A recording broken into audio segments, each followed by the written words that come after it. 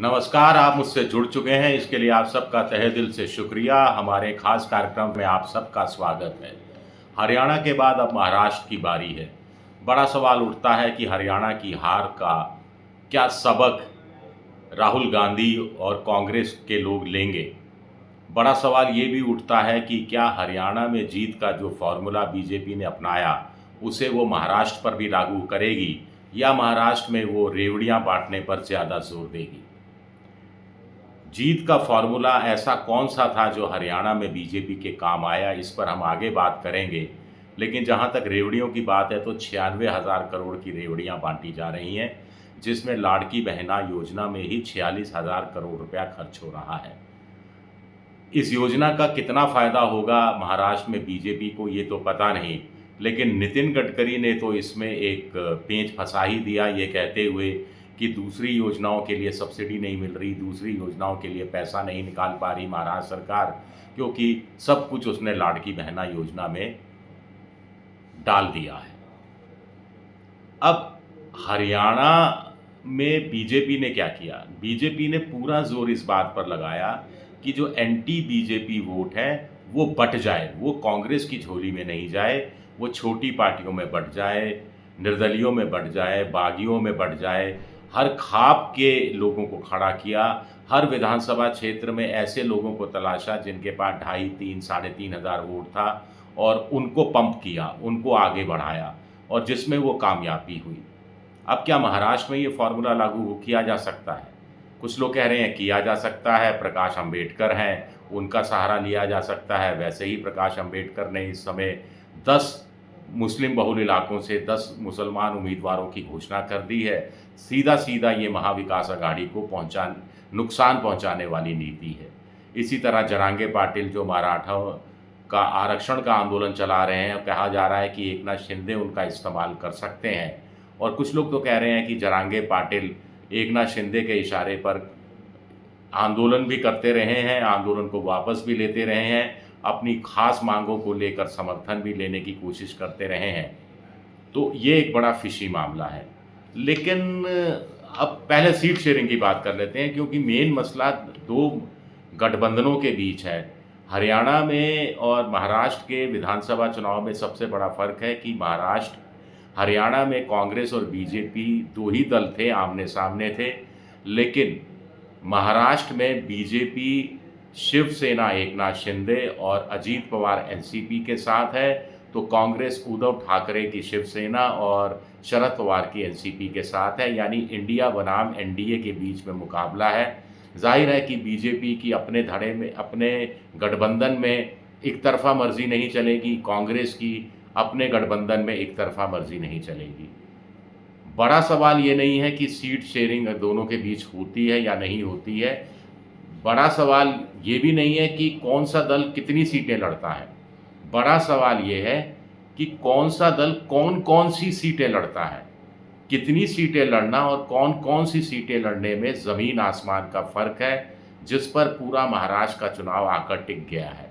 Seat sharing की बात करें तो अभी तक जो प्रारंभिक सूचना सामने आ रही है, ये कोई आधिकारिक सूचना नहीं है कि महाविकास अघाड़ी में उद्धव ठाकरे 100 सीटों पर, कांग्रेस 100 सीटों पर, शरद पवार 84 सीटों पर चुनाव लड़ेंगे, बाकी 4 सीटें छोटे दलों के लिए छोड़ी जाएगी।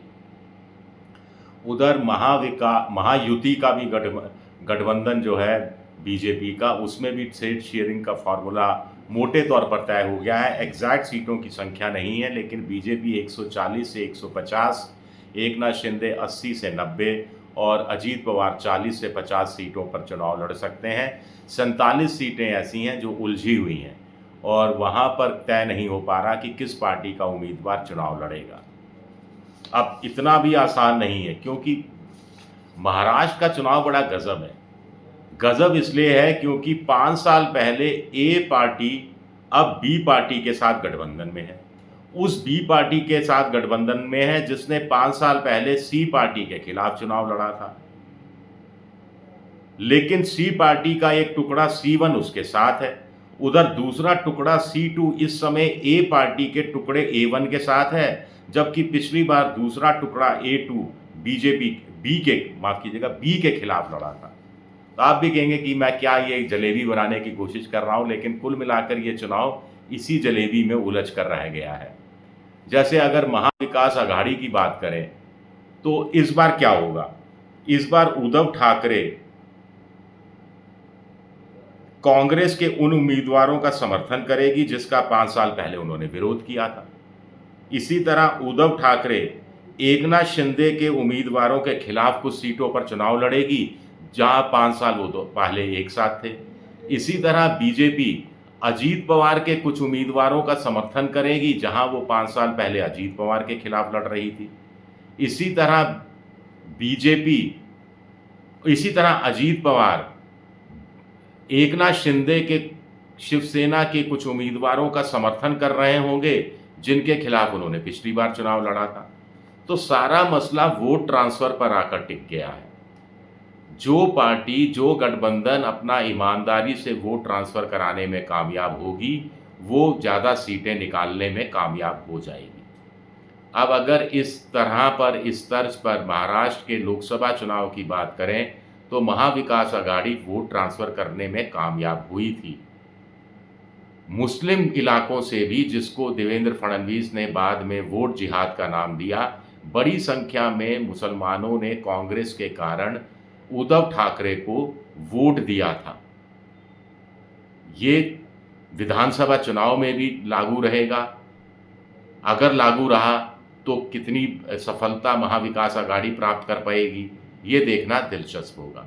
इसमें एक चीज़ और बड़ी इंटरेस्टिंग है। अब बीजेपी के जो संजय राउत हैं, वो माफ़ कीजिएगा, शिवसेना उद्धव ठाकरे के जो संजय राउत हैं वो कह रहे हैं कि भाई कांग्रेस साफ कर दे, वो अकेले चुनाव लड़ना चाहती है या हमारे साथ मिलकर लड़ना चाहती है। एक तरह से धमकी देने की कोशिश की जा रही है। लेकिन महाराष्ट्र में कोई भी पार्टी, चाहे बड़ी हो चाहे छोटी हो, अकेले चुनाव लड़ने का हिम्मत नहीं जुटा सकती। बीजेपी अकेले चुनाव लड़कर चुनाव नहीं जीत सकती, कांग्रेस अकेले चुनाव लड़कर चुनाव नहीं जीत सकती, उद्धव ठाकरे अकेले चुनाव लड़कर चुनाव नहीं जीत सकते। यही स्थिति एकनाथ शिंदे से लेकर अजीत पवार और शरद पवार के साथ है। इसीलिए महाराष्ट्र के चुनाव के बारे में कुछ भी बात करना अभी बहुत अर्ली है। सबसे पहले देखना होगा कि दोनों गठबंधनों के बीच सीट शेयरिंग आधिकारिक रूप से क्या सामने आती है और उसमें भी कौन किसके खिलाफ लड़ रहा है, कौन कितनी सीटों पर लड़ रहा है, ये भी ठीक है, लेकिन कौन सी सीटों पर लड़ रहा है, इस हिसाब से जानना दिलचस्प रहेगा कि खेल आगे क्या हो सकता है। शुक्रिया मेरा ये वीडियो देखने के लिए। पसंद आए तो लाइक कीजिए, सब्सक्राइब कीजिए, शेयर कीजिए। शुक्रिया, बहुत बहुत शुक्रिया।